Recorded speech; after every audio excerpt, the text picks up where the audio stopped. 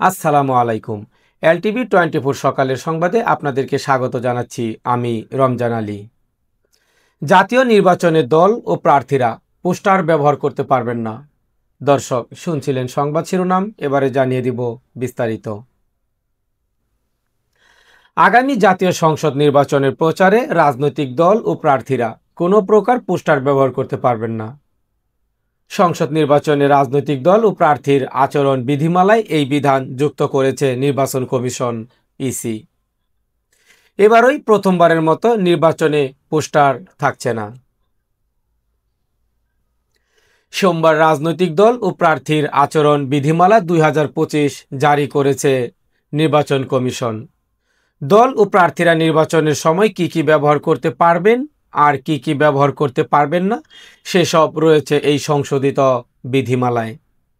এতে অনলাইনে ভোটের প্রচারের বিষয়েও বলা হয়েছে।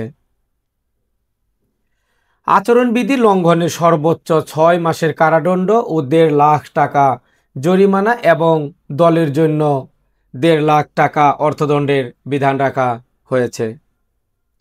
প্রয়োজনে তদন্ত সাপেক্ষে প্রার্থিতা বাতিলের ক্ষমতাও থাকছে ইসির। দর্শক, শুনছিলেন সকালের সংবাদ। দুপুরের সংবাদ শোনার আমন্ত্রণ জানিয়ে বিদায় নিচ্ছি। আল্লাহ হাফেজ।